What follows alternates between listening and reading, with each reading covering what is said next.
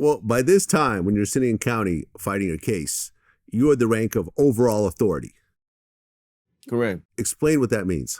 That means I ran that entire county jail, and at that time, because I was in the county of Santa Clara, San Jose, I was still running the streets.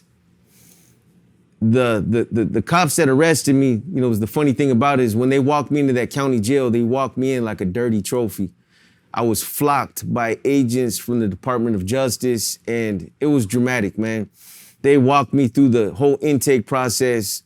I got stripped out, did my fingerprints. They took pictures of me, and then they advised gang intel in that county jail. They're like, this guy's got too much influence with the Norteños.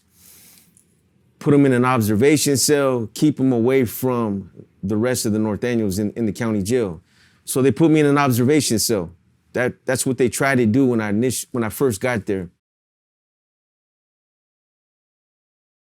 Okay, but you're still a shot caller, and you're still, telling people to do things, Right. even in this position. Right.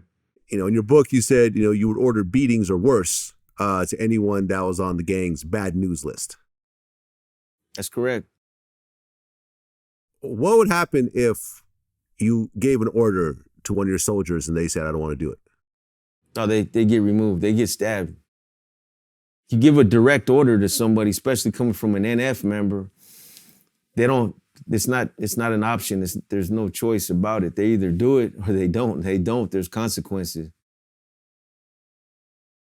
Right. I remember in the movie American Me when they end up killing, like the Mexican mafia killed one of their own guys while he was bench pressing. Yeah. And they said how that kind of set shockwaves around the prison because all the other prisoners saw that these guys would kill their own if necessary. Yeah.